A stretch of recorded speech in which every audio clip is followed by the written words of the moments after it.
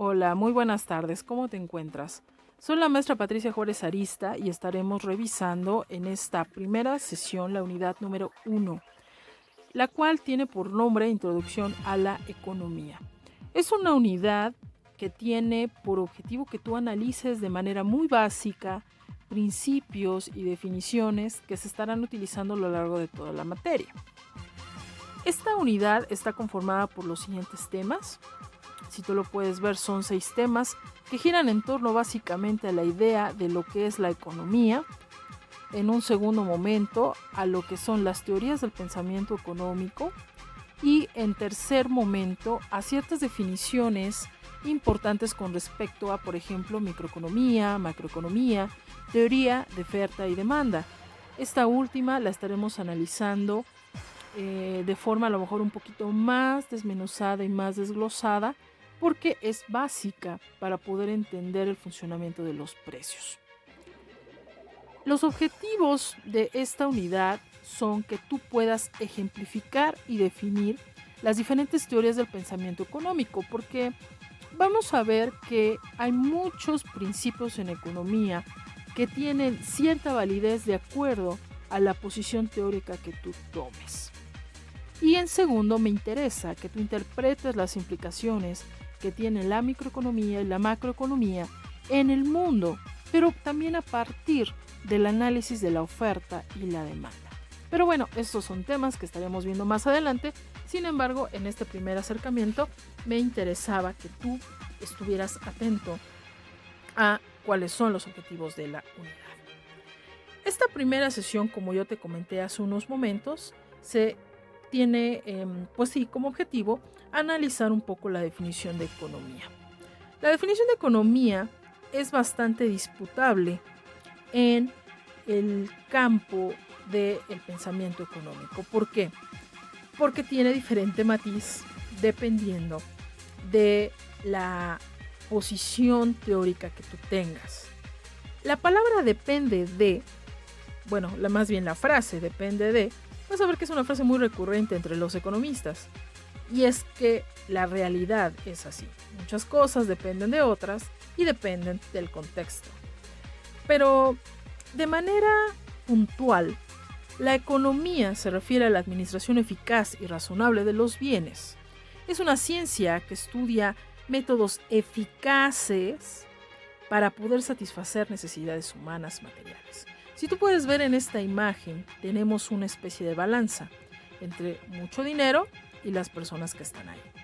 ¿Cómo repartirías todo ese dinero entre todas esas personas? Sin duda, para hacerlo, tienes que tener ciertos criterios no solamente éticos, sino también debes de tener ciertas nociones de distribución de la riqueza. ¿Por qué? Porque los recursos no son infinitos, los recursos son escasos. Entonces, en la medida en la cual podamos nosotros distribuir estos recursos, es que estaremos ejerciendo una buena economía. Por lo tanto, quiero que quede clara esta idea: administración eficaz y razonable. A lo largo de este video te estaré dando 9 principios que son básicos para poder entender la economía en su conjunto. Principio 1, con respecto a la decisión de las personas. Ojo, las personas siempre se enfrentan a ciertas disyuntivas.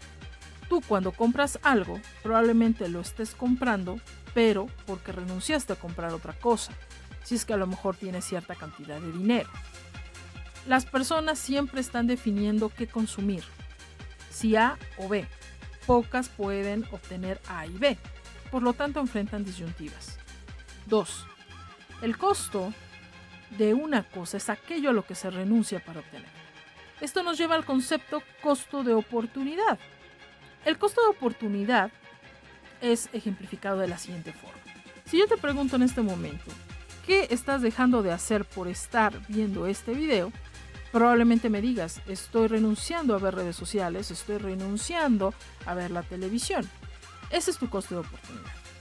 Todos en la economía, en teoría, renunciamos a algo para poder obtener otra cosa. 3. Las personas racionales piensan en términos marginales. La palabra marginal dentro de la economía tiene que ver con ciertos cambios que se dan en la forma en la cual se consume algo o se produce algo. Esos cambios tienen que ver con ese concepto, pero bueno, este es un concepto que analizaremos más adelante. 4. Las personas responden a incentivos. Si yo te pregunto ¿por qué compras la marca de shampoo que compras?, probablemente me digas porque tiene un olor agradable, o porque a lo mejor me deja sedoso el cabello, o una serie de supuestos. Aquí la cuestión es que hay algo que te incentiva a comprar las cosas. Por lo tanto, desde el punto de vista de la economía, las personas responden a estos incentivos y es importante tomarlos en cuenta. Aquí podemos ver una imagen de dos personas que están interactuando. Una está obteniendo un producto y la otra está obteniendo dinero. Las personas están constantemente interactuando y en ese contexto te comento que hay una serie de principios a tomar en cuenta.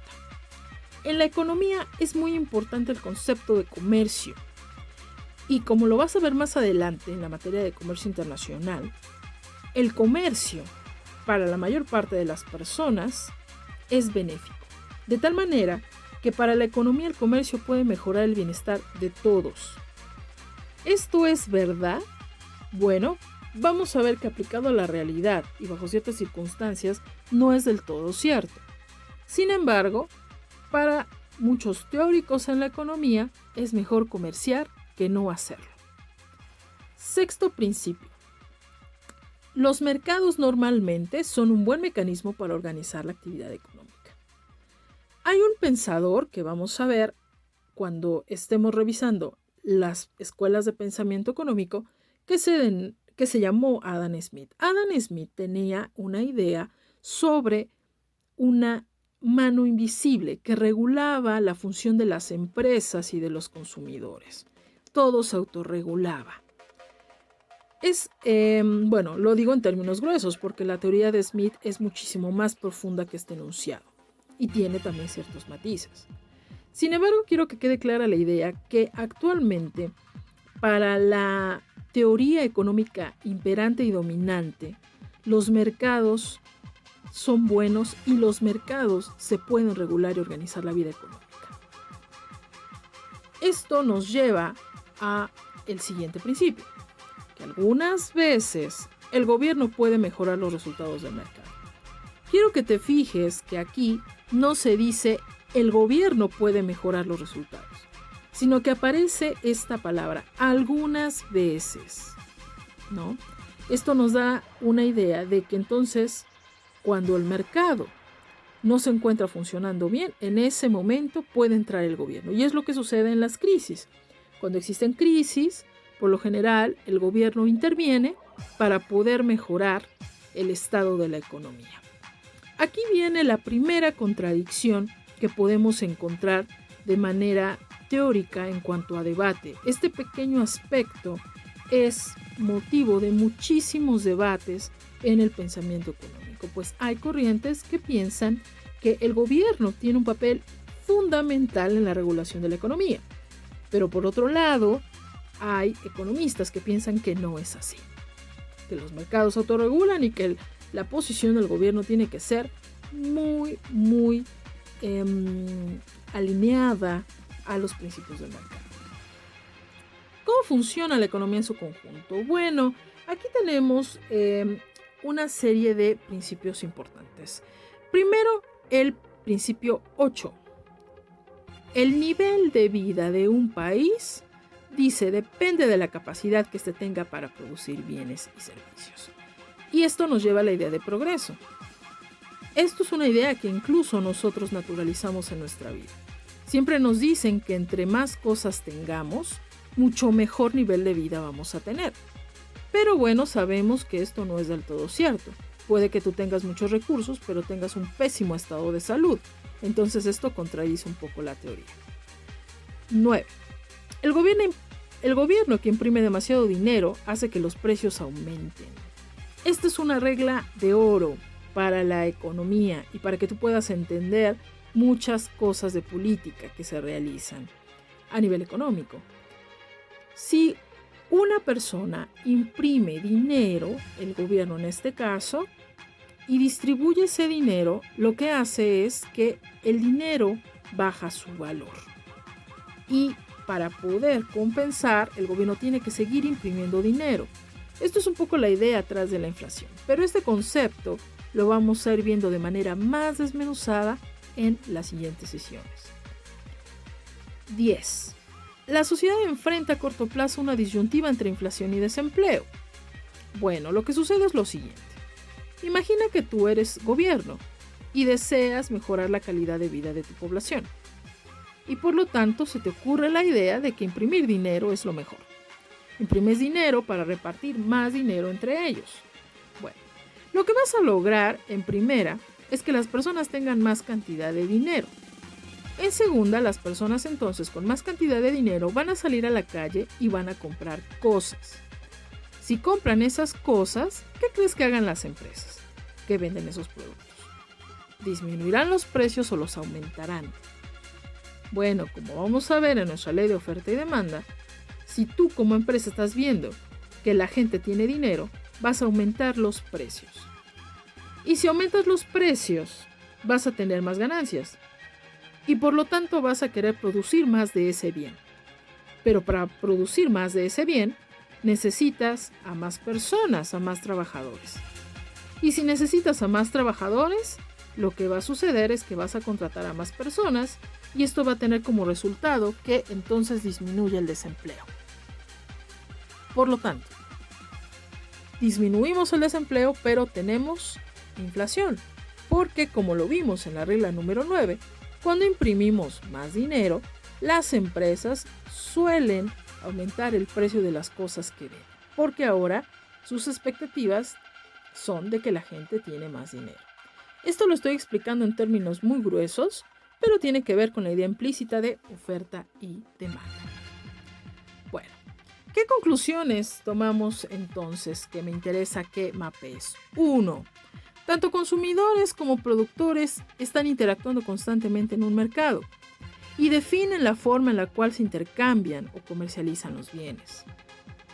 Pero la economía en todos estos principios lleva implícita una idea, una teoría sobre algún pensamiento que la sustente. Y es ahí donde se dan debates sobre la forma en la cual tiene que ser regulada la economía de un país. Siguiente.